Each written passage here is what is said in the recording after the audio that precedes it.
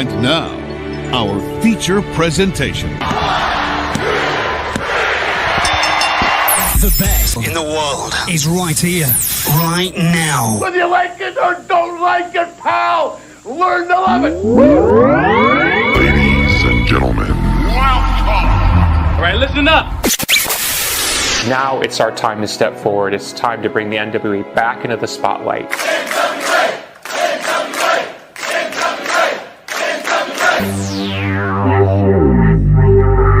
I was thinking that it might be a good idea if you and I formed an alliance. Let's get ready to rumble! Attention, everyone. Welcome to the greatest wrestling program in the world. Ladies and gentlemen, can I please have your attention? Stop what you're doing and listen. It's the Alliance Guys podcast with your hosts Kevin Frazier, DKM, and JCap.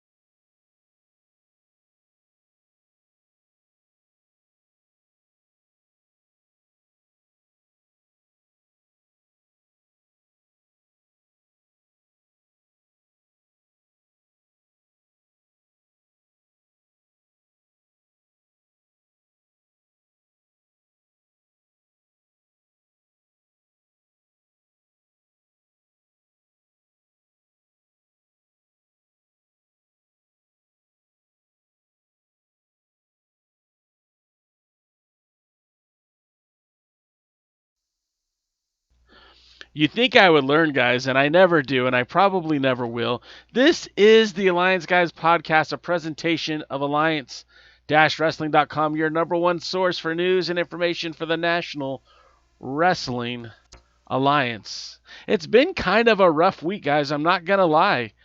There's been a lot of adversity that's impacted, not only the National Wrestling Alliance, but some of the wrestling promotions associated with it. We talked about, at length on Tuesday at the pre-party, we talked about Marty Bell and how her contract has now expired with the National Wrestling Alliance. And I don't want to spend too much time talking about that, but that essentially means that she's free to do whatever she wants now. She's not under any obligation. That doesn't mean she won't be back with the NWA when they start back up again. It just means that she's not with them now. There's a lot of stuff to talk about. The World Heavyweight Tournament, the World Title Tournament for Primetime Live has been pushed back indefinitely until both competitors are healthy enough to get back into the ring again. We don't know the timetable on that. There was a lot of speculation that, Davey Boy Smith Jr. was going to challenge the winner of this tournament. We don't know if that's ever going to happen, when that's going to happen. So a lot of things have been kind of stalled, pushed back. Other news for the NWA fam, and if you guys are following the Alliance on social media, which is, Twitter, TikTok, Instagram, Facebook, and all those fun sites, we reported that that Michael Faith, former NWA Texas champion, passed away literally just 2 days ago. In fact, Michael Faith was a dude who was kinder than he needed to be. He had appeared on our little podcast about 10 years ago. And again, it's not something he had to do. It's something he wanted to do. And I always really appreciated him for that. If you guys don't know about Michael Faith, he, like I said, is a two-time NWA Texas champion. He was an NWA Oklahoma champion. In fact, he lost the NWA Oklahoma championship to none other than Tim Storm. In fact, he won the NWA Oklahoma championship by beating a series of opponents, including our dear personal friend, the modern-day hero, Kevin Frazier. DK, I know that being from the Southwest region, you saw Michael Faith in action quite a bit.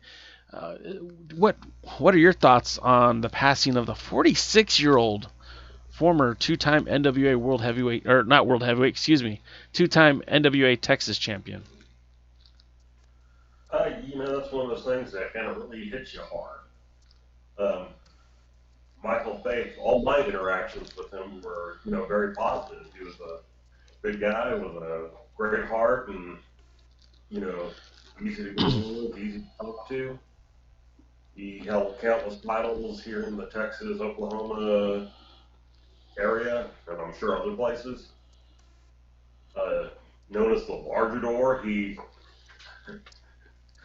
for a guy that was over 300 pounds, he started as a skinny luchador type wrestler. And he did all the luchador moves. And then as he got older and bigger, he just continued to do the moves. And he was one of those who was so smooth in doing them. You literally could not believe your eyes watching him. When you think of some of the stars that were out there, like maybe, the Bam Bam Bigelows or other big guys who you think, oh man, they could really move. Nobody could move like Michael Faith. He was just smooth. It's the best word to describe him. And it's just, heartbreaking when someone dies that young. He was still wrestling. Yeah, I mean, not long, but I don't think he was wrestling a lot, but he did still wrestle. I think he, did some training, and he may even, still have held some championships at the time of his passing. I know he was a champion in one organization around where I live prior to the COVID outbreak. So, yeah, I know he helped to train a lot of the talent that was a part of the Independent Wrestling Expo in North Richland Hills. He was, associated with that APW promotion out there in Texas, and he was a big part of River City Wrestling as well, based out of San Antonio. At one point, River City Wrestling was connected to the United Wrestling Network, and he was their champion.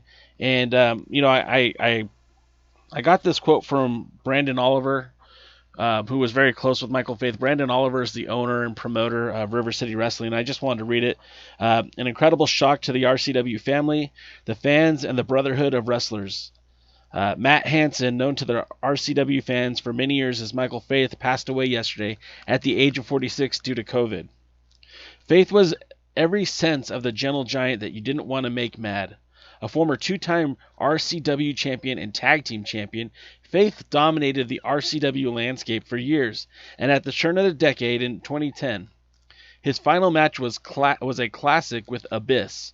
One of the most gifted big men in Texas wrestling, the appreciation extended beyond his work in the ring. Faith was loved by both the fans as well as his fellow colleagues, and he loved them right back. Truly a tremendous loss. We pray for him, his children, and his family. Tomorrow night, we will do a virtual memorial on Facebook Live at 7 p.m. We will show Faith doing what he loved with some of his best matches. Plus, viewers can call in or comment with their memories of Faith, and they will post that link soon. Rest in peace, the Largador, the Samoan Beast, Michael Faith. Like I was saying, Michael Faith was very, very kind to us when he didn't have to be. DK can remember when this podcast first started off. If you think it's bad now, it was a lot worse then. And Michael Faith was, again, we didn't have any kind of stroke. I mean, we weren't a big a podcast. I mean, we still aren't. This 10 years later, we're still not the biggest podcast on the planet, but he treated us like that.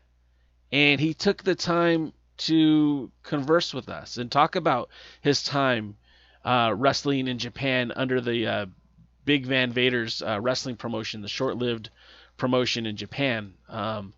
He talked to us about teaming with Lance Hoyt in All Japan Pro Wrestling as part of the Voodoo Murderers.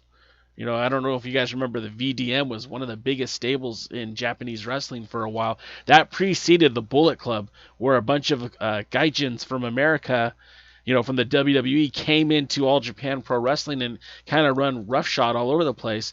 And, Michael Faith was one of those guys. And again, he took his time to be on this podcast because that was just the kind of person he was. He was kind, he was giving, and much to what DKM said, I mean, he literally moved around that ring like a cruiserweight, and it was just ridiculous to see him in action. You know, and he had matches, you know, with the likes of like Charlie Haas. He took the NWA Texas title off of Kevin Northcutt, and longtime NWA fans know that Kevin Northcutt was basically the NWA of that era. I mean, he was one of the stalwarts of of those days, holding not only the national title but also the North American title, and I believe the tag team titles in Impact. So it's sad, and my heart breaks. He had 3 daughters and 1 son. His son was only 10 years old, and it's heartbreaking because, again, 46 years of age. And, you know, that's the world we live in right now, where there's this global pandemic. And I'm not trying to politicalize anything here, but guys, if you're out in public, please wear your masks, be safe, wash your hands. DKM will tell you, wash your hands. It's just really sad. And this is one of those things that didn't need to happen.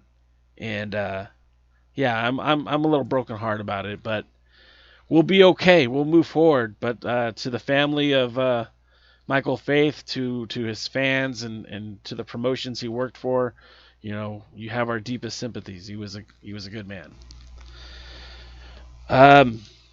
Moving right along, you know, before we get to Primetime Live, there's a couple other things we want to talk about.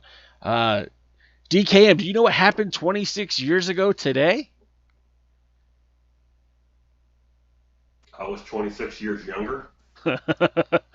I was still in high school. 26 years ago today, and it was in Cherry Hill, New Jersey. I wish our friend Jaden was on with this for this episode. Jersey. Yeah, New Jersey. You know what happens in New Jersey? They crown World Heavyweight Champions, and on November 19th, 1994, the NWA, on the heels of Shane Douglas tossing the 10 pounds of gold down to the floor, declaring the NWA dead, a move that sent ripples all across the world of professional wrestling. You know, Shane Douglas declaring the brand dead. Shane Douglas declaring the NWA dead. Well, just a few months later, they crowned a new tournament. And who would win that tournament? Chris Candido. No gimmicks necessary. And this was part of the NWA's relationship with Dennis Coralluzzo, Smoky Mountain with Jim Cornette. And, yeah, they did a tournament to crown a new NWA World Heavyweight Champion. And in that tournament, Tracy Smothers defeated Devin Storm, who would later go on to become Crowbar. Eddie Gilbert was still alive. Eddie Gilbert defeated Johnny Gunn in the first round. Chris Candido defeated Al Snow. And the Dirty White Boy defeated Jerry Lawler by disqualification. Yeah, Jerry Lawler was in this tournament in 1994. Also in the tournament, Lou Perez defeated Osamu Nishimura. And say that again? It was a draw. They were both eliminated. You're right. I misread that. You're absolutely right. Good for you. Good for you, DK. 26 years ago, and his memory still keeps that all in play. I'm looking at you. Yeah, I don't know where my keys are. What's that? Yeah, I don't know where my keys are. Hey, you and me both, brother. And then in the semifinals, Tracy Smothers defeated Eddie Gilbert. Chris Candido defeated the Dirty White Boy. And then in the finals, Chris Candido versus Tracy Smothers for the vacant championship. You know, Tracy Smothers is it Tracy's? Yeah, he just passed away too. Thank you.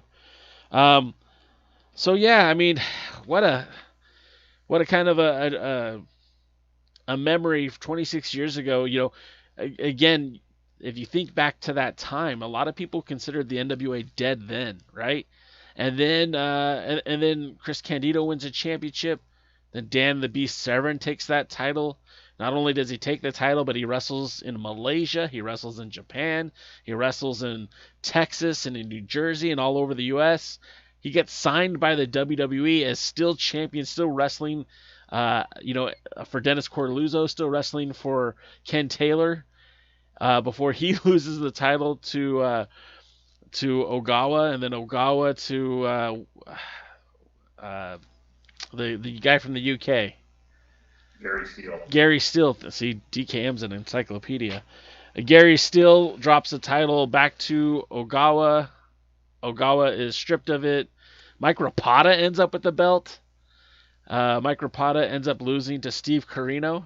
Well, I think I'm missing a few in there. Sabu. Then Rapata again, right? Yes. And then Steve Corino. Then Hashimoto, I know that one. And then Dan Severn wins it again to basically FedEx the title to Impact Wrestling, where Ken Shamrock would become the first champion of that era. And people said that the title was dead in '94, but we just went through several reigns that showed you that that belt was still traveling again all across the United States, in Japan, and just pretty that kind of stuff tickles me, kind of interests me. As All Japan Stan says, good old Rapida. And then Chris Candido, I mean, he certainly had a career after his NWA title run. He would go on to the WWE as part of the tag team, would become a tag team champion as the Body Donnas, would go back to ECW and win the titles there with Lance Storm. He would also win the WCW Cruiserweight Championship. He was the XPW World Champion. I mean, his career continued after his NWA World Title reign, and he would even come back to the NWA, winning the NWA Midwest Championship, and also tutoring, taking under his tutelage the Naturals Chase Stevens and Andy Douglas, all before his untimely passing.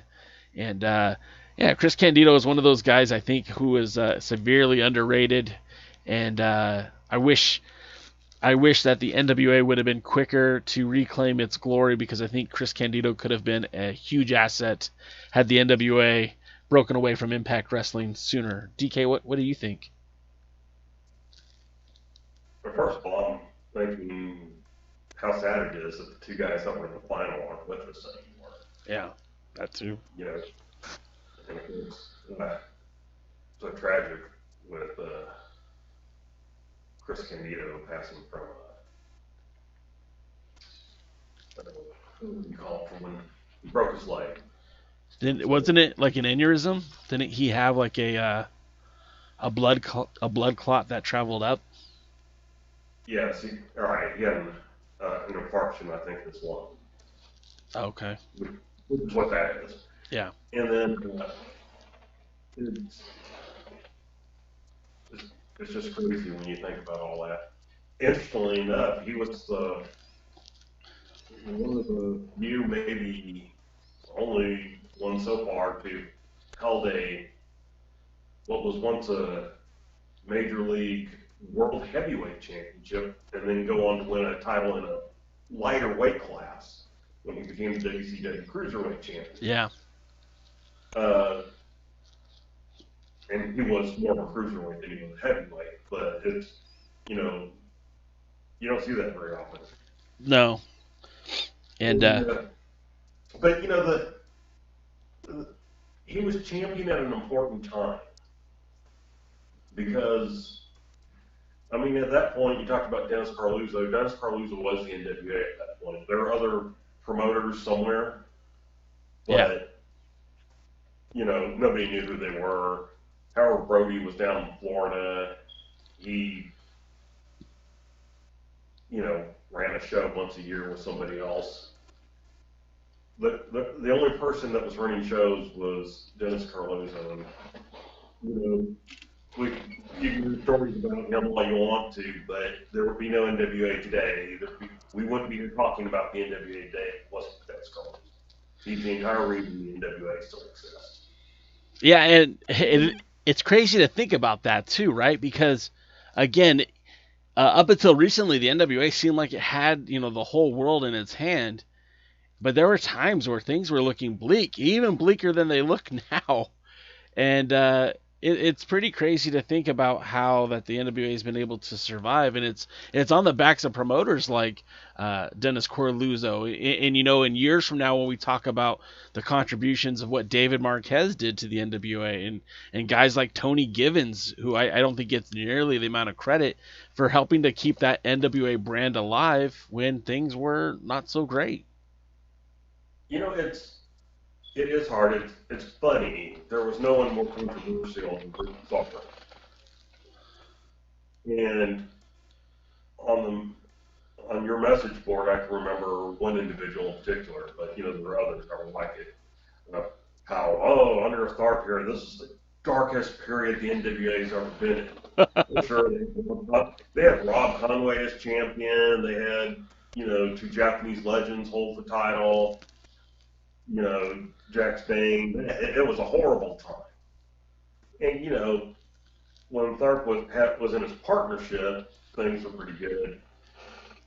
When he kind of became the sole owner, he was a man of vision, but not necessarily execution.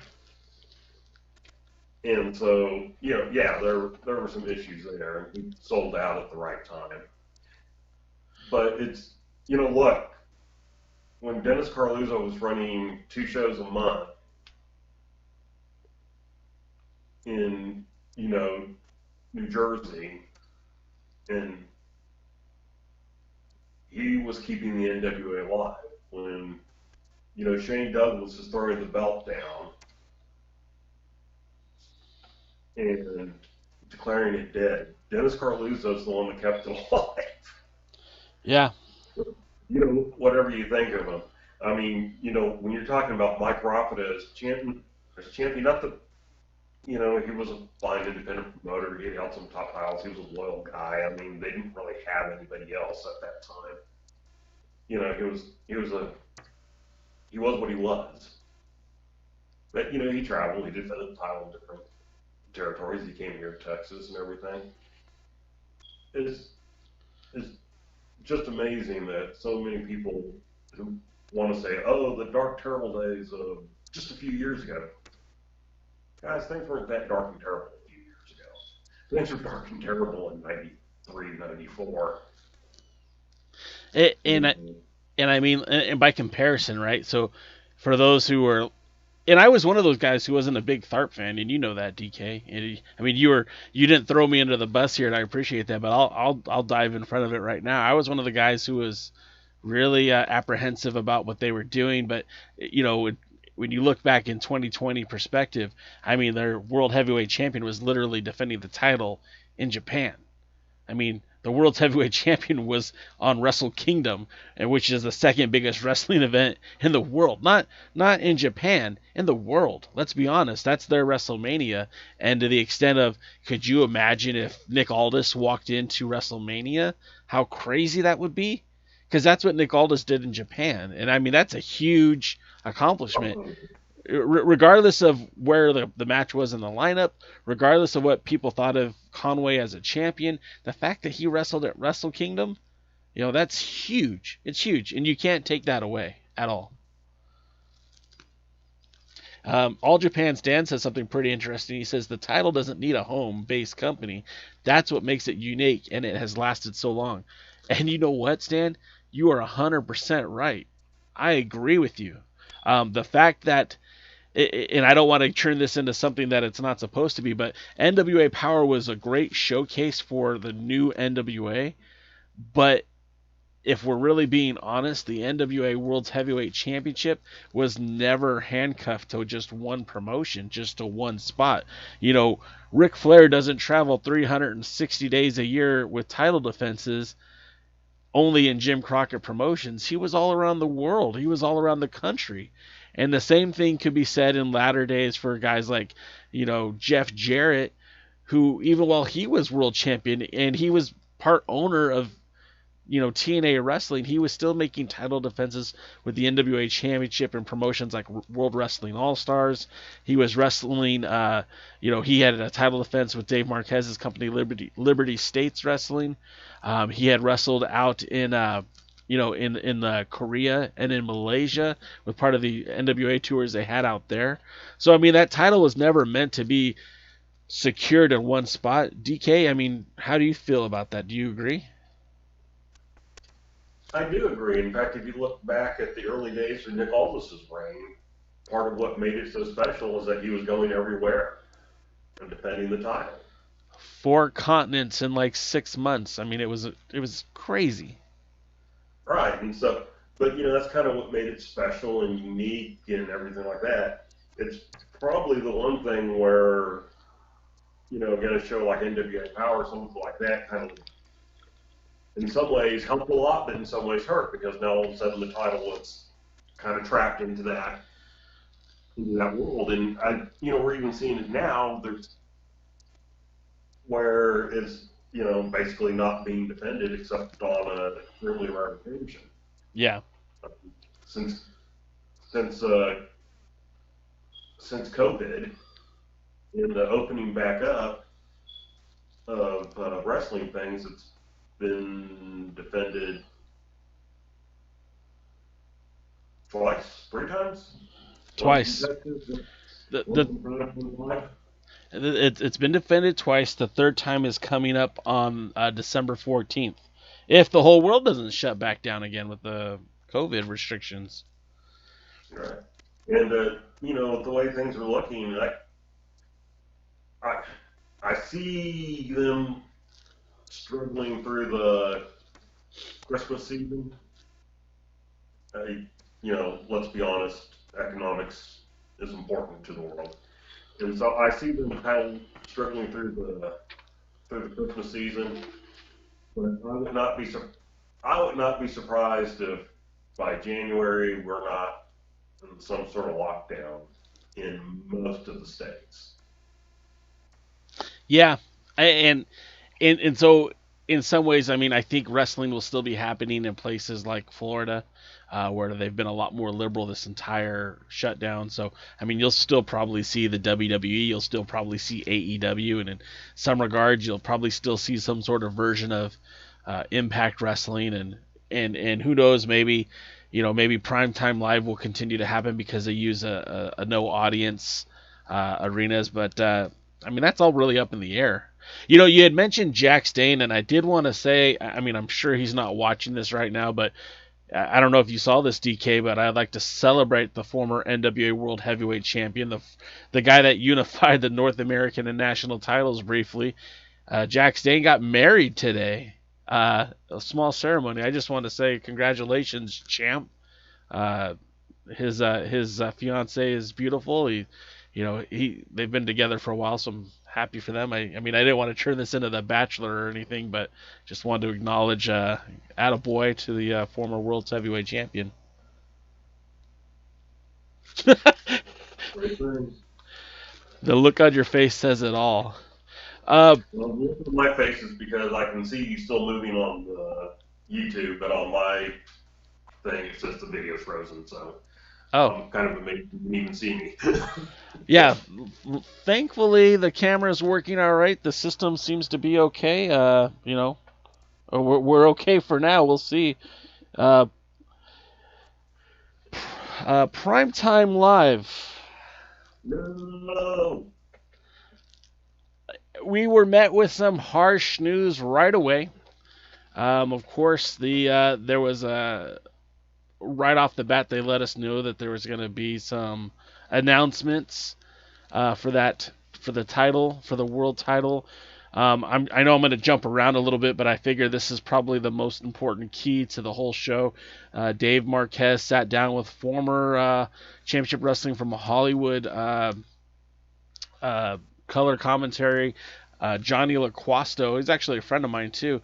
And based on the reports of Dr. James Morgan, a former United Wrestling Network TV champion, the competitors weren't ready to go. Mike Bennett was okay to wrestle, but Chris Dickinson didn't get cleared. He had some shoulder issues and some spinal cord issues, and they're postponing that match, basically indefinitely until both men are safe and clear to wrestle. DK, what are your thoughts on that? Well, my first thought is it seems so weird to see James Morgan as a doctor. It's legit. It's all legit too. I want to make sure everyone knows he legitimately is a doctor. I know James. I know James Morgan personally. He is an actual physician.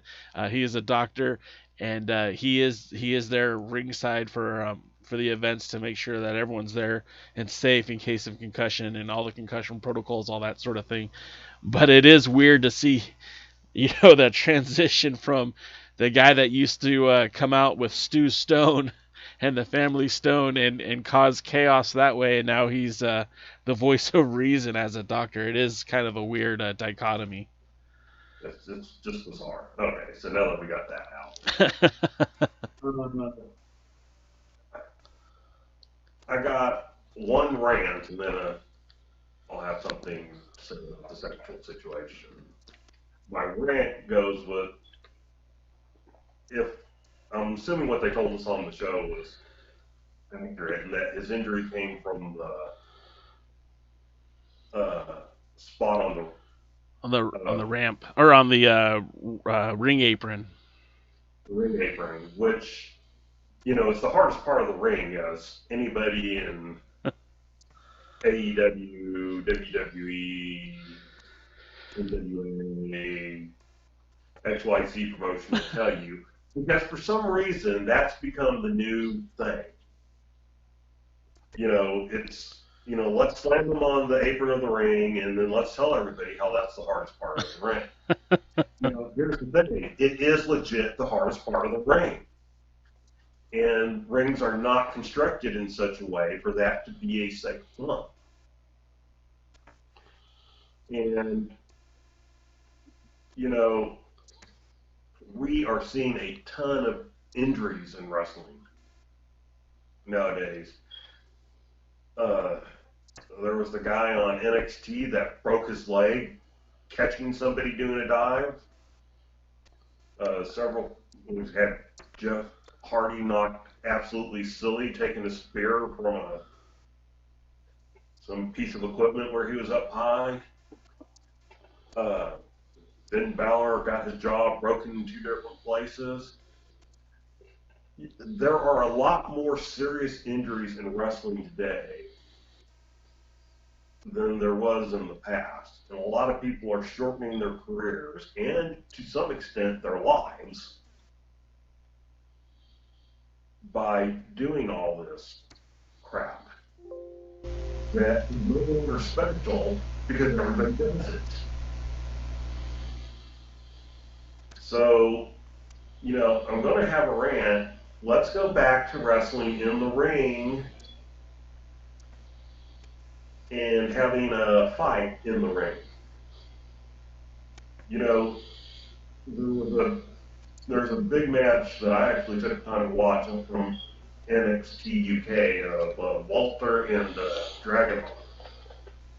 And I don't know if you do, Jay, but find a way to see it if you haven't.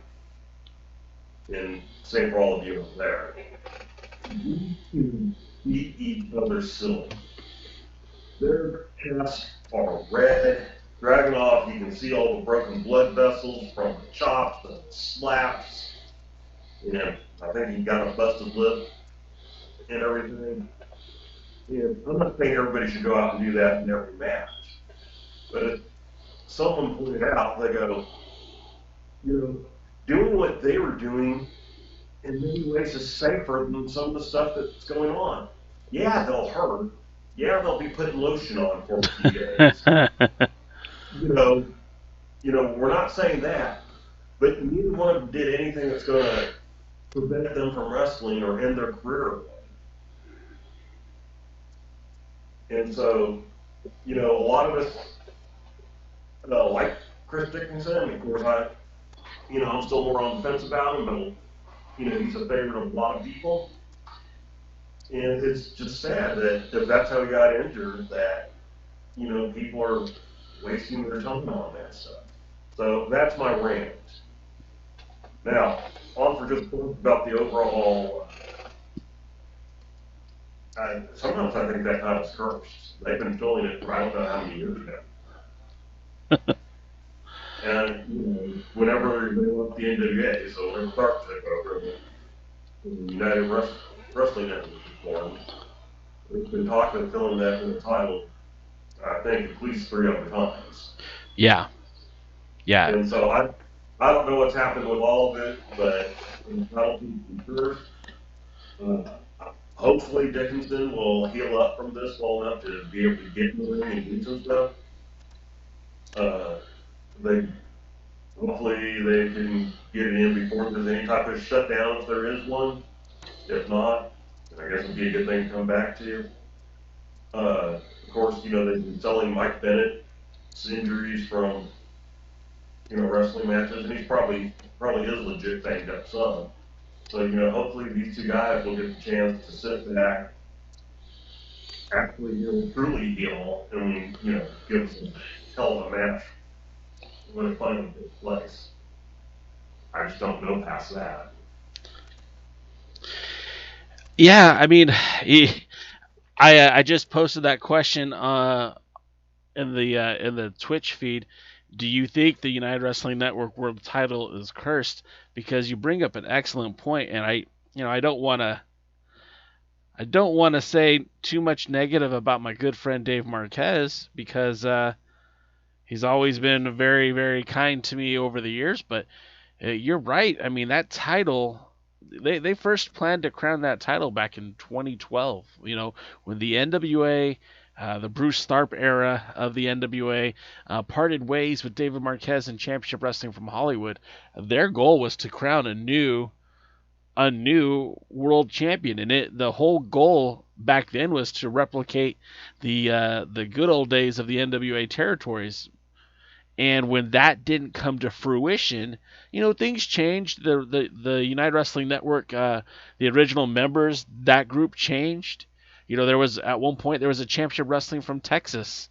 There was a promotion in Utah that's still technically affiliated. They still have. I mean, that's where Lacey Ryan came from, was that Utah promotion. But all in all, they had this belt ready to go, and then the belt was stolen. And then it just so many things that went wrong. And you know, I don't think I'm saying anything that's confidential, and I hope not, because Dave Marquez will be calling me later tonight. But you know, at one point they were planning to put that belt on on Finn Balor. You know, Fergal Devitt, who you know, a lot of people know from the WWE as Finn Balor, spent a lot of time in New Japan Pro Wrestling, but before that was an integral part of what Dave Marquez was doing at the Santa Monica Dojo. He was the NWA British Commonwealth champion. They were going to put that belt on Carl the Machine Gun Anderson in between his time in New Japan Pro Wrestling and the WWE. You know, there was talks that Samoa Joe might be the guy to hold that title before he signed on with the WWE. There was talks that, you know, Claudio Castagnoli, who, you know, wrestles in WWE as, what's his name in WWE?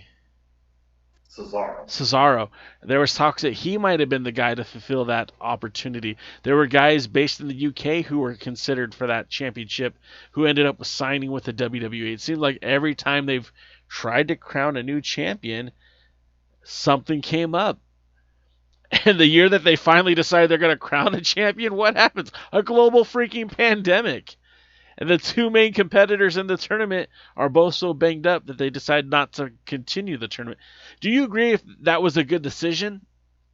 Or would you have rather see something like them having a play-in match where maybe, you know, Sean Daivari wrestled Mike Bennett for the title, or Fred Rosser would face Mike Bennett for the title? Would you have preferred something like that, DK? And those of you watching in the chat, would you have preferred them to fill the title that way, or are you happier that they chose to postpone the tournament? I think it's a better choice to postpone it because this is your first championship. This is your first impression, so to speak, when it comes to the title. And it's one thing if somebody has to fill in the first round or the second round because of injury. When you get to the finals, it would be hard to sit there and go, well, let's give somebody else a chance. I mean, it kind of happened in the NWA with Adam Pearce and Brent Albright, but it was sort of, I don't know. That was a different time and a different situation. Here, I think they, let's be honest, neither guy's a huge name. And so if you're going to do that, then you want this to be as smooth and easy and correct as possible. And so you've had two guys go through two other wrestlers. They're the finalists. Both of them were banged up. Let's wait. Hopefully we don't have to wait, 6 months. But, if they can get healed up in the next 2 or 3 months. And then if something does happen where, let's say Dickinson's going to be out for 6 months or 12 months or something like that, then, then you might have like two other guys do a, emergency shot to get to the final.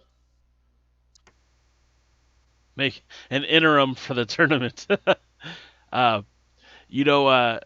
posed a question during the This is the NWA podcast when they were doing the recap immediately following the pay-per-view. I posed the question, and number one, I'm not one of these QAnon conspiracy theorists, but the first thing is, like, what happens if one of these guys gets signed by either AEW, WWE, Impact, whatever, and they're unable to ever have that match?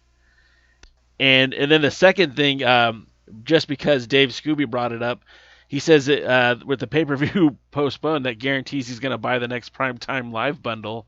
And what if Primetime Live knew that they had something here and pushed back the matches just to get more people to buy the pay-per-view? I don't really believe that. It's just a silly theory that popped into my head. Yeah, I mean, I don't think they're happy with that and push it back. And like Marquez said, I don't think you want to just, he said Bennett wanted to fight for the title. I think the truth is everybody wants there to be a final match. You don't want to award your first title. Yeah. Because otherwise, why do the tournament? Well, then in Wrestling with the MMA brought up a good point. You've already waited 8 years. What's a few more months? It's the right decision to postpone for the sake of the wrestler's health. I agree. I do not think anything as far as handling this has been done wrong. I think they're doing the right thing.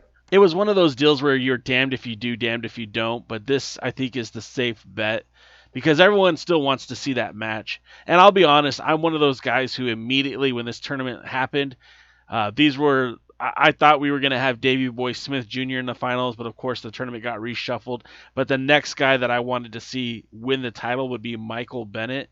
And I think just because it says something about him and it kind of completes the whole storyline, the whole arc, the whole transformation from, WWE whipping boy to reclaiming his legacy. What better way to do that than to become, the first ever United Wrestling Network world champion?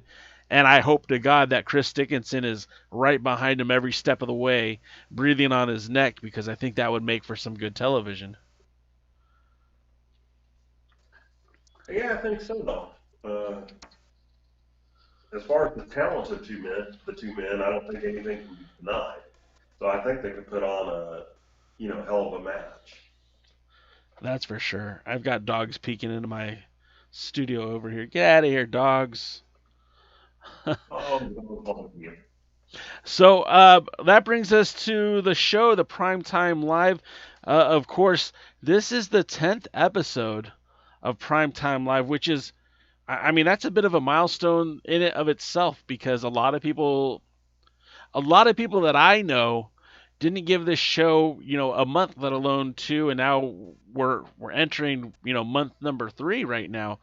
And here it is, still chugging along. The Primetime Live Express is still moving forward, and I'm, for one, I'm kind of glad because I feel like the show overall, the last 10 episodes have really given me my money's worth. Has had great content, and even on the worst shows, I've still enjoyed myself and have been okay with my investment. I know that you're gonna have a little bit of a different opinion on this one, DK. We start off with, what'd you say? The right opinion. The right opinion. We start off, and it's kind of funny because the dichotomy of this show and this is the NWA podcast. We're very like-minded. Those guys and us, we share a lot of the same opinions, but sometimes we are very different. And I think tonight will be a good example of that. The show started off with Keita Murray taking on Slice Boogie. Now, again, we saw Slice Boogie on I think it was second episode of Primetime Live. He had a really great match with Carl Fredericks. He looked good. He wrestled well. His promos were okay. Certainly somebody I think could have a future not only in the United Wrestling Network Primetime Live, but in Championship Wrestling from Hollywood. And who knows, maybe down the road, he could be one of these guys that is filling the gaps when guys like Danny Limelight get signed or when Kevin Martinson gets signed. He's going to be one of those guys that you're going to see kind of help carry the brand into, the next few years. And he took on Keita Murray. And for a lot of people who don't know who Keita Murray is, he trained out on the East Coast. He's from Scranton, Pennsylvania. He's been in California for the last year or so, but he's mostly been enhancement talent, working APW, working Championship Wrestling from Hollywood. His big impact so far in Hollywood is that he was a part of the PP3 Cup, losing to Zicky Dice in the first round. He's had a few matches since then with Hollywood. I wasn't expecting a whole lot from Keita Murray. I thought this was going to be more or less a squash match for Slice Boogie, but it was a lot more than just a squash match. DCam, what were your thoughts? It was an okay match. I can't really find much negative to say about it, but I can't really find much positive to say about it. In some ways, I think it would have been better if it had been a squash match. Murray got a lot of offense in. In fact, it seemed like he got the majority of offense in. And it's like if you're trying to position Slice Boogie, please change your name.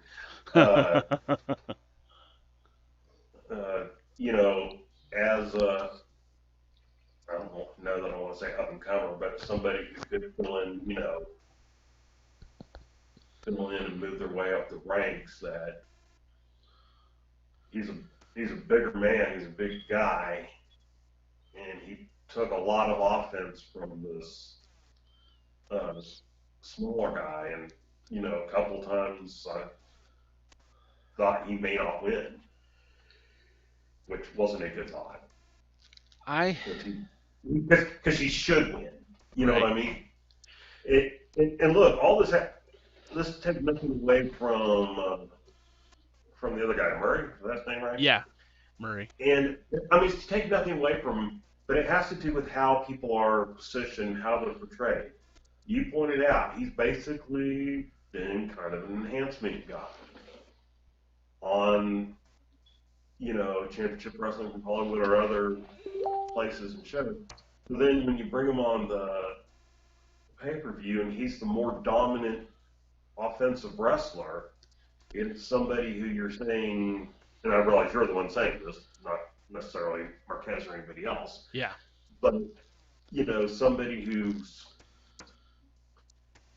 it might be moving up the ladder at some point in time, or you can certainly Steve would move up the ladder at some point in time. It's, I don't know that it balances right. I'm not saying that he shouldn't have gotten any offense in it. I'm not saying the match shouldn't have been slightly competitive, but there's a way to be slightly competitive.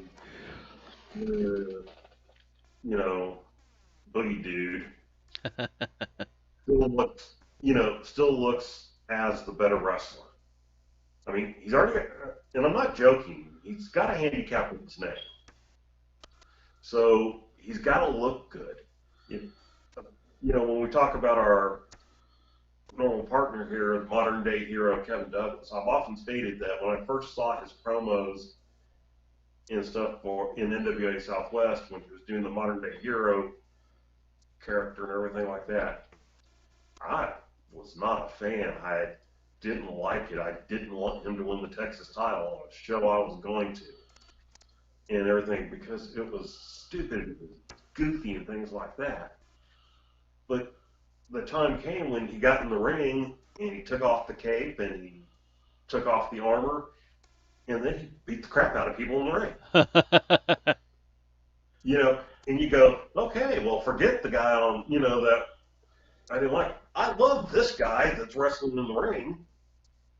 And, that's the way things need to be positioned. If you're trying to put a guy over, I need to go, wow, I love watching him beat people up. Yeah. So, said from a guy that's never run a promotion, but has, been involved with wrestling since 1981. Well, and the thing about this match, and I think, who am I to say who should be booked on the show, right? But I feel like a match like this should have been reserved for an opponent who is more established. Like, this match should have been the match that Richie Slade should have had. You know what I mean? Like, Richie Slade is a guy that's been around the roster for a while, and he's certainly more than an enhancement talent. And I feel like a guy like Keita Murray, until you do something with him more in Championship Wrestling from Hollywood, that's where he belongs. That's where he belongs. He needs to help. His role right now should be to make the guys on Hollywood look good, so when the guys from Hollywood come to Primetime Live, they're polished and ready to go. And there's nothing stopping Keita Murray from becoming one of those guys that gets polished on Hollywood. But again, without a single win on Hollywood, why was he even on Primetime Live? I mean, that's where the continuity between the storylines kind of, there's some glaring, what's the word I'm looking for? Disconnect between the two programs that are supposed to be in this same universe. And the Primetime Live is supposed to be the best of the best. I mean, that's why we're paying our money to see the best of the best. And I don't want to say too much negative about Keita Murray because I think he is a guy that down the road could be there. But I don't think he's there right now. So give me Slice Boogie and Richie Slade, or give me Slice Boogie and Jordan Clearwater, and let me see a match with two guys who are, ready to go. Or Jesse James. We saw Jesse James a few weeks ago, and he's new to the program, but the match that he had with Max Caster was pretty good. So I wouldn't mind seeing more stuff like that to help elevate guys. If you're going to elevate them, you have to put them in the ring with someone that's actually genuinely going to elevate them, right? Right, and, I don't want to take anything away from what Murray displayed in the ring as far as, in-ring skill and stuff like that. Moves a little too fast for me to slow down a little bit. But, just that's a typical, young guy thing. But again, it's presentation. How you present something in the build-up matters. And he wasn't presented as somebody who should have been as big of a challenge as he was. And I don't walk away thinking, oh, wow, they really, helped him look better. I'm like, wow, Slice doesn't look as good. And it's, part of the psychology. Yeah. What was the next one?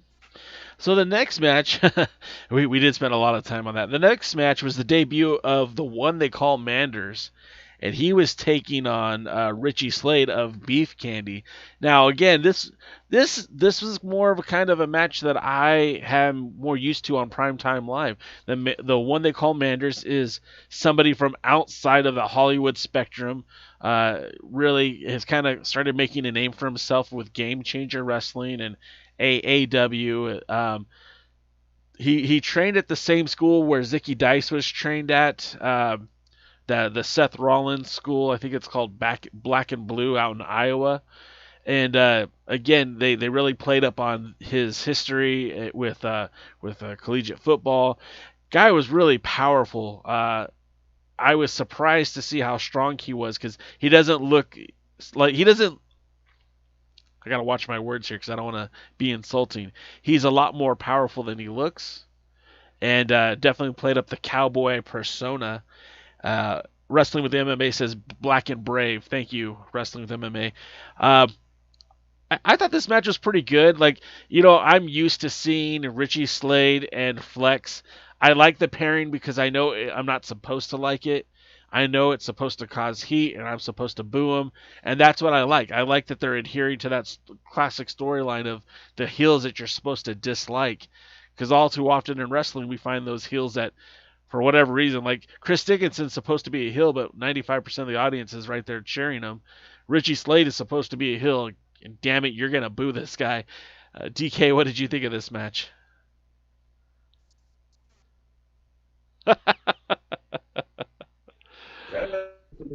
You there? I'm here. I hear you. You're here. I see you. Okay, hold on a second. All right, everything's back, I think. Okay. Is it my turn? Yeah, you're good. Okay, you kind of cut off in the middle on mine, so I wasn't sure. I don't know much about Manders. It's my first time seeing him. It's my first time hearing the name, basically. I thought he did a good job. He has some ring intelligence. I'm assuming he's worked promotions that, film, because he was very aware of where the camera was. In fact, he was so aware of where the camera was, it kind of backfired at the end. Because at the end, he was kind of, since there's no crowd to play to, he was kind of playing to the camera and ringing the bell, and, the partner had the guy he just walloped on his shoulders and taken him back. I think he was trying to get, into some trash talking with him, but he was kind of oblivious as he played to the camera. But you should. I mean, that's what you should do. If there's no crowd, you play to the camera. Those are the people you play to. And so he had some good ring psychology. He had some good ring intelligence. Match kind of continued a little bit of what I didn't like from last week, which was a lot of unnecessary stuff outside the ring. Yeah. Guys, it's wrestling. Put it in the ring. Referees kind of don't know what to do, so they just stand there. Because, heaven forbid they should, count, because the other guys may not make it back in the ring in time. I had a conversation with a promoter from around this area one time, and he was telling me how all his referees were shoot referees. He said they know how to count to 3, they know how to count to 5, and they know how to count to 10, which was the outside the ring thing. And he goes, and they are to do that. If a guy's shoulders are down for 3, for a count of 3, it doesn't matter what the planned outcome was, he is to count the pin. If the guy doesn't break the hold on a 5 count, then he's disqualified. If they are out of the ring for a 10 count, then they are counted out. And he said only a couple times was it an issue, because the refs knew it, the wrestlers knew it, and there was going to be hell to pay if they didn't do it right. A few. Instead, we kind of got referees now that just kind of stand there like, I don't know what to do. Yeah, that's problematic for sure, and I know from personal experience, some of the referees I know, one of them, who's no longer refereeing, so I don't think he would mind if I tell the story.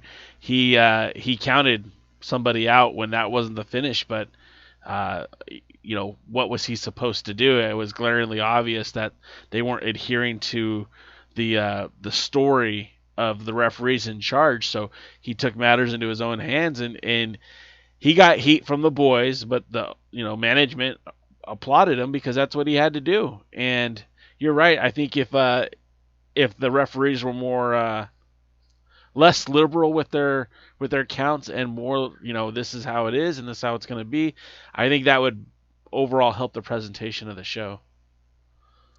Yeah, and it's really up to the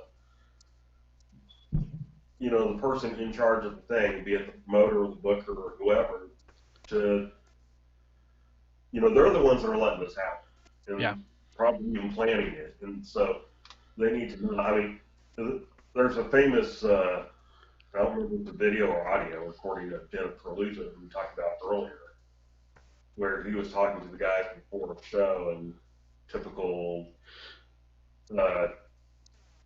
New Jersey yelling and swearing. but he was having problems with guys, overstepping their time in matches, trying to get all their spots in. And he told them that if they were scheduled to go 7 minutes and they weren't wrapping it up, that he would go out and ring the MFing bell himself. And the match would be over. Because, it's his show and they're going to do things his way. And, he had reasons for what he did. Yeah. And he wasn't going to let them F it up. And, I think, there's a little too much leniency to the sports entertainment and not enough to the, I want to suspend my unbelief here. Well, yeah. I mean, there's nothing more you can add to it. Overall, I want to see more of the one they call Manders. I know that Dave Marquez has kind of sent out a wider net since Primetime Live has debuted. We've seen new faces that we weren't familiar with. Just in the last 10 weeks, we've, Chris Dickinson, Fred Rosser, Chris Masters. Who else has made appearances on the show that we hadn't seen before? Max Caster, who just got signed with AEW. Jesse James, who was new to the show. I like this. I like that we're seeing fresh faces, new talent, new teams. I hope we see more of it. I hope we see more guys like the one they call Manders. And that's all I wanted to point on that. Now this next match, this is where DK and I are conflicted, and we won't see eye to eye on this one. We had a woman who was actually wrestling twice in the same night because she wrestled Thunder Rosa on AEW's Dark. Was it? Wait, did she wrestle? Yeah, Thunder Rosa on AEW Dark, and then she wrestled Ruby Reyes live on Primetime Live. Now, Ruby Reyes is a friend of the show, number one, first and foremost. I've had to see Ruby Reyes wrestle at least a dozen times in the last 2 or 3 years. Always connects with an audience. What surprised me, she points to the 805 armband. She reps the 805. That's the area code of Port Hueneme, actually. And that area really does enjoy Reyes, but the fact of the matter is, wherever I've seen her wrestle, whether it be down in San Diego or in other cities in Southern California, the fans just seem to connect with her. My own daughter, my 16-year-old Lily, loves Reyes. That's her favorite wrestler. And so when I see her step into the ring with somebody with the what's the word I'm looking for? The buzz that's connected with Lindsay Snow. I didn't know what we were going to get in this match. It wasn't my favorite match, but I liked the fact that there was a lot of chaos because you had two strong-willed individuals who were going to fight and continue the fight. And I'm glad that it ended the way it did. I know that the guys over at This Is the NWA podcast love this match, and I love the fighting spirit of the two wrestlers in the match. But I didn't really love the match, but I did love the outcome. DCam, what did you think about this match? Of course, Lindsay Snow recently challenged Thunder Rosa for the NWA Worlds title just a few weeks ago. She has a lot of buzz associated with her. What did you think of the match? Okay. Well, let me pick my words carefully so that it's understood. When you just on paper look at the ending of the match, double disqualification, I don't have a problem with that. Yeah. When you look at the match as far as two big strong women beating each other silly, didn't really have a problem with that. I had major problems with the execution. Again, not going to spend too much time on it, but again, a lot of outside the ring bullcrap.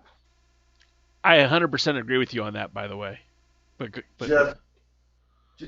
Here's what's funny. I had the Snow Thunder Rosa matchup on one screen and this matchup on another screen, and I watched them basically at the same time. I went back and watched them each separately.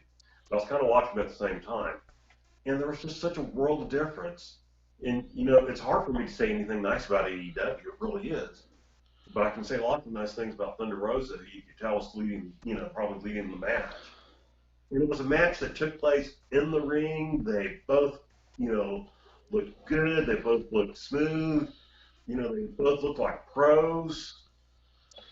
And, you know, yes, Thunder Rosa won like she needed to, but Snow looked good in defeat. This one, there was just a lot of distraction. There was a lot of outside the ring. I mean, the other one never left the ring. Yeah. They did. It was brief. You know, this one, I think half the match, another time, where referee standing there, you know, with his finger up his nose. Because he can't do anything because it would ruin what they're supposed to do. Right. And it's an old wrestling thing, gimmick. I'm never a fan of it, but where both wrestlers shove the referee or anything like that. You know, you can do a double disqualification, and it's because of the way they did it again. Basically, the wrestlers stopped what they were doing, first separately and then together, to push the referee. No. They're fighting, they're brawling, the ref's trying to get in there, they're shoving them out of the way because all they can think about is that they're throwing punches at this other person, you know, or they hit them when they're rearing their fist back, or, you know, whatever, and he can't stop them, and he can't get them to separate, and he's counting to 5 or something like that, and I'm throwing the match out because they're, you know, that's wrestling there. You know, on the first episode of Primetime Live, we had the Tribe taking on the Wolf Zaddies, and you had two teams with history who were just beat the ever-living piss out of each other, and they spilled out of the ring, got counted out, and it did a great job of giving you that taste of brutality and keeping both men looking strong. I think this match would have benefited from that. And as you were saying, you know, that they both took a chance to shove the referee down. You know, I think the better way to have ended this match was just to have them still beating the crap out of each other and having the referee not being able to control it, like you said. Dave Scooby said it was a good match that keeps the story going for round 2 to decide a winner. But the referee did need to take control and warn them so the announce team could have worked that into the call. I agree with that, too, on Scooby's part. I think if they would have, again, played that up where they just were going at it and the referee could not get them to, you know, open up the fist or, you know, separate when they were in the ropes, whatever it was, they could have done this a little bit better. But like I said, I'm a fan of both women. I really, like I said, I'm a huge Ruby Ray supporter. I'm one of those day one-ish guys with her. I've supported her for a long time. I definitely like the fact that the United Wrestling Network did not just put her out there to lose to somebody like Lindsay Snow when there's a lot of buzz with the American Kaiju. I did like the matchup. I agree with you, DK. The execution wasn't great, but I still like that both women looked strong at the end of the match. Neither one of them, they didn't look bad because of the disqualification, but I think, to your point, they could have looked a lot better had they done it in a different style. Yeah, I want to make perfectly clear, I don't have an issue with the women. I thought both of them looked good for what was being done. So my issue isn't with Rays or Snow or anything like that. My issue was keep it in the ring, and if you're gonna go outside the ring and do a draw anyway, then do the double count out. If you're wanting to go for double disqualification because it's out of control, then let it be out of control. They shouldn't be arguing with each other. Stop their arguing. Both turn to the referee and then push it. That doesn't make sense. And so, again, execution.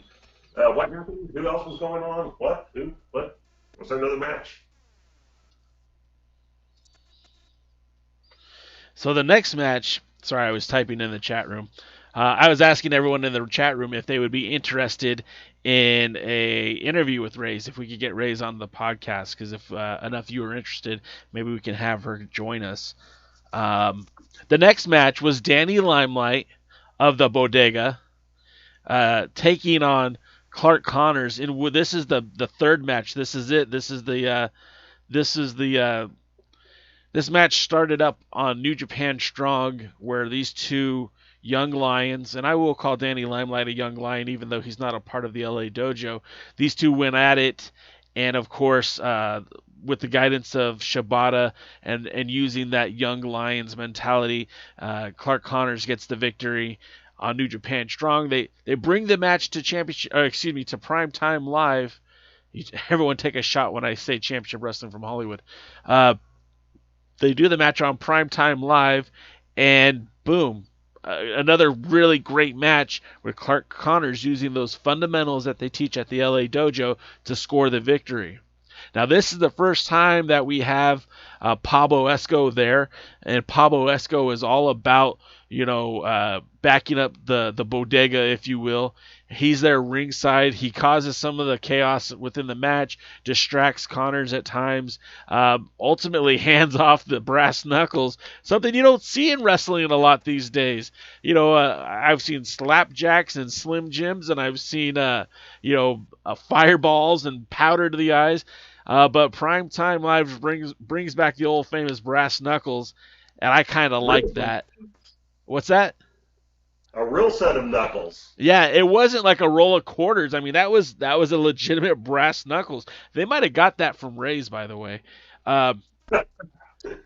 Maybe. But Danny Limelight goes over in the match. He takes the 1, 2, 3, finally gets the victory over Clark Connors, ditches the mystique that he can't get the victory over him. And I liked it, man. I thought it was a fun match. A heel's got to cheat to win, and that's okay. This is we talk about it all the time. Primetime Live is more pro wrestling than sports entertainment. But even in pro wrestling, even in the old days, you still had guys who would cheat to win, who would use, less than ethical ways of winning matches, and this was one of them. I enjoyed it. DK, what did you think of it? It was my favorite match of the night. And I don't know, it was just good fun. That's the best way I can describe it. It was fun. They kind of beat on each other. They both looked pretty good. I'm just a huge fan of the Bodega. Just a big fan. I'm thinking they're the next tag team champions. Sorry, go ahead. Yeah, I was going to say they need challenge for one of the tag team titles, or both of the tag team titles. and you know, Papa, you know, this guy. I just, you know, we talked to Danny Limelight and all, and you know, he's the one that is obviously kind of pushed and featured, but the big man, he's hungry. He's starving. Yeah, and I enjoyed him so much. You know, you're talking about, yeah, back in the old days, this is what they did. They handed off brass knucks. They, you know, they cheated. I mean, I have such a hard time seeing them as heels because I enjoy them so much. It's like, I can't boo them. And so it's just like, but it's fun to watch, you know, an old-fashioned match with an old-fashioned beating and some old-fashioned rule breaking. Oh man, you know, I was back to being 13 again. So, I truly enjoyed the match. I truly enjoyed the bodega, you know, and both of them equally. So, you know, they need to go out, win some tag gold, win lots of tag gold. They should be the champion everywhere. Woodland Goblin's calling me out here because he remembers when on Twitter I accidentally called Pablo Esco Pablo, and that didn't go over well. And then now he's saying the La Bodega, which is what I called them for the first 3 weeks that I knew of their existence. So Woodland Goblin's just throwing me under the bus here. That's all right. I still love you, Goblin. We're still good. With that being said, I don't know who I need to contact. I don't know who needs to hear this, but Trevor Murdoch, Pablo Esco, NWA national title, put it on the board. That's a match I want to see. Let's make it happen, Marquez. I know you're watching. Billy Corgan, I know you're watching. Put it on the board. Let's get that I said heritage. Let's get that national title back in Long Beach, and let's see what Trevor Murdoch. What's that? So wouldn't that be brutal? It'd be fun. It would. And look. Those two guys, oh, I would be so happy. And they can go outside the ring and beat each other silly all night too. I mean, it's just because that's the type of, you know, brawlers they are.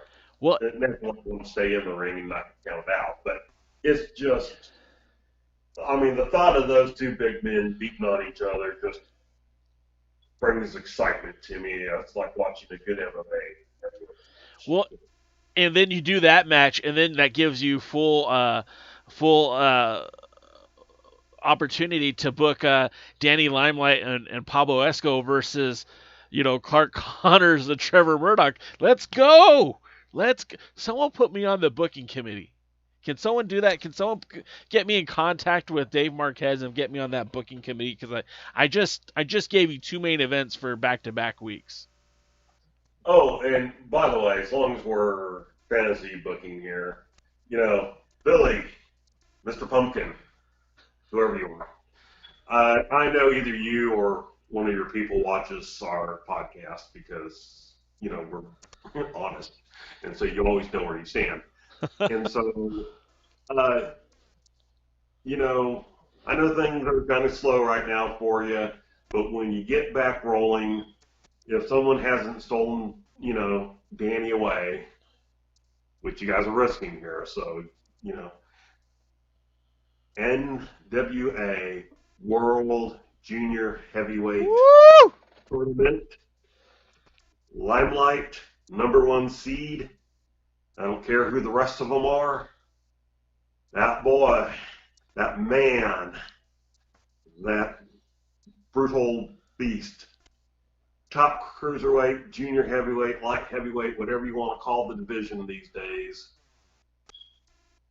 he needs to be the face of that division.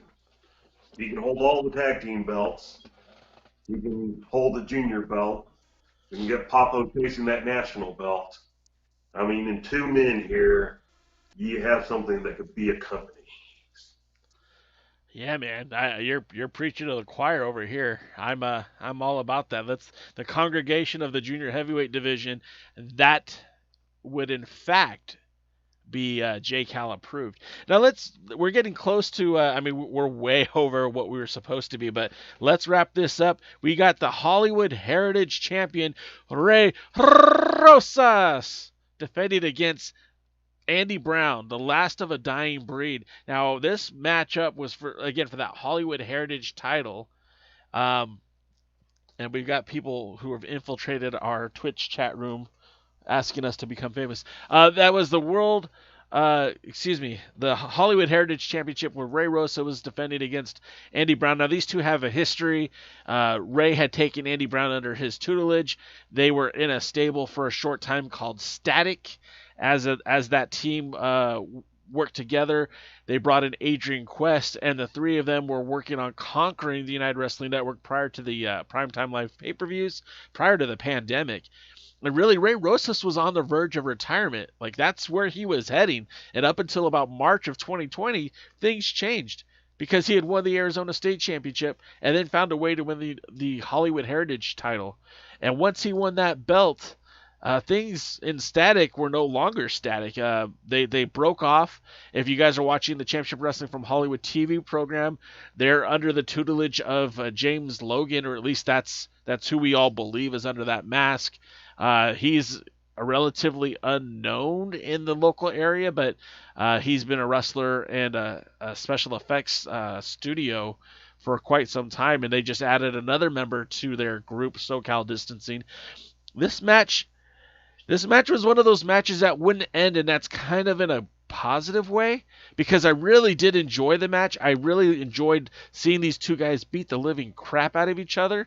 But there was lots of times where I just thought, well, that should end the match. That should be the end of it. And it kept going. I know they had to fill some time because, the pay-per-view has so many hours. There's a possibility that could have been the last match we see with Andy Brown for a while.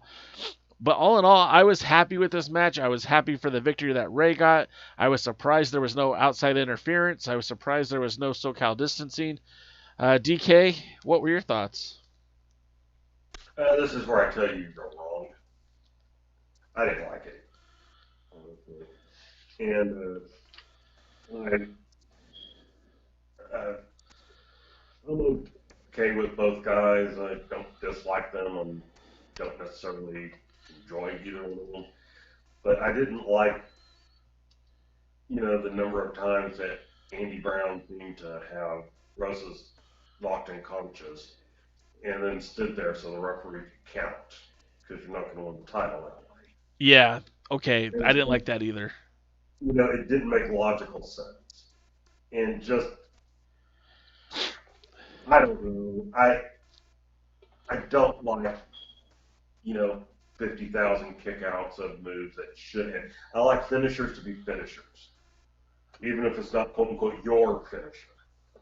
That's one of the problems I have with sports entertainment. A guy can hit 27 finishers, and his opponent will kick out until he hits his finisher, which is weaker looking than everything else he's done to the guy. John Cena. And, excuse me, cough there. And so I'm not a big fan of the 900 kickouts and finishers. I'm not a fan of, beating you up and you're going to count it out, or, I won't come and. There's a goal in wrestling. You can beat your opponent up after you've won.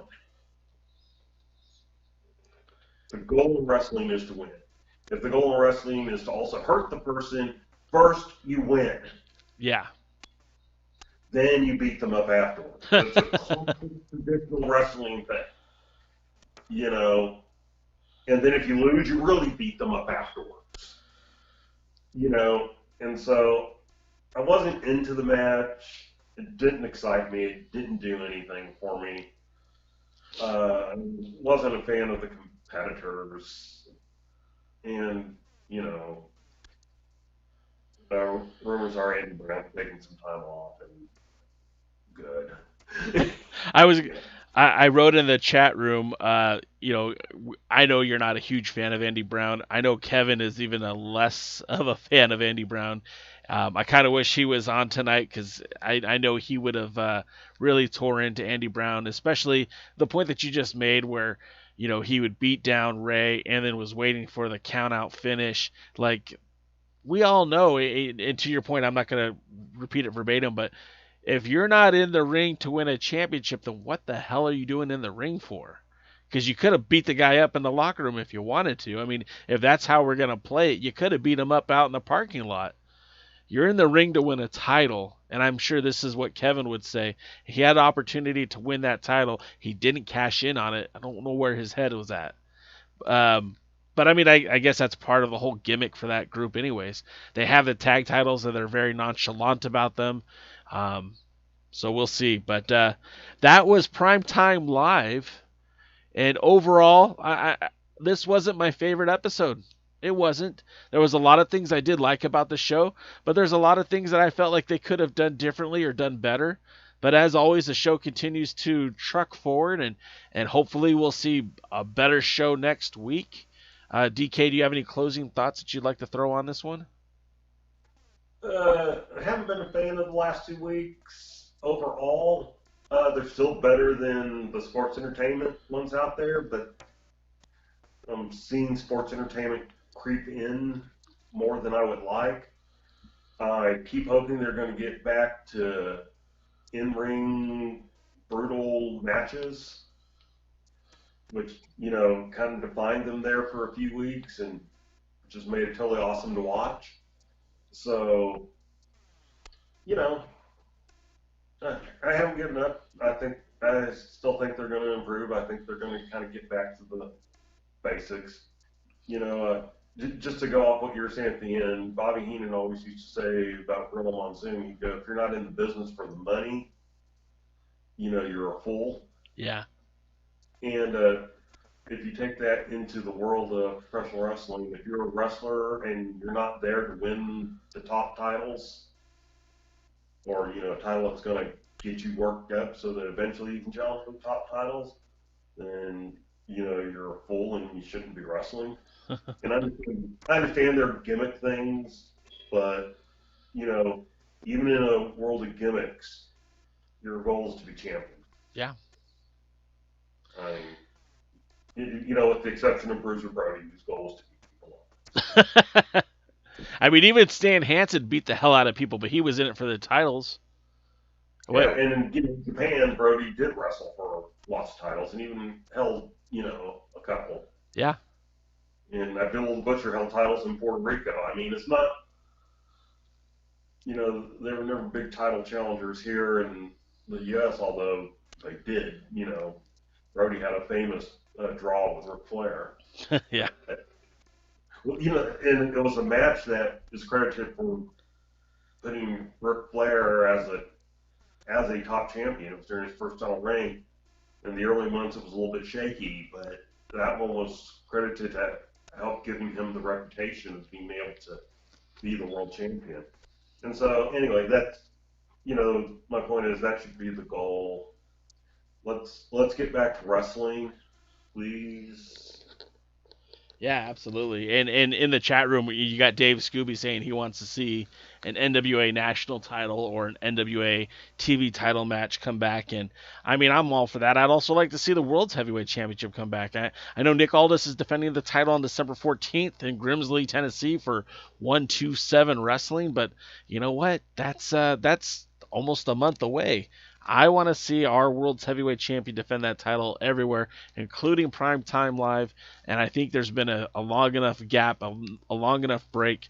Aldis should come back to Primetime Live to defend the 10 pounds of gold. But, that's, again, those decisions aren't left up to you and I, DK. We are going to wrap it up. I do want to tell you guys, we will have a video next week. There will be a video going up next week, but we won't be live. It's going to be pre-recorded because next Thursday is Thanksgiving. So I hope you guys will check out the video after you're done eating turkey and watching some football.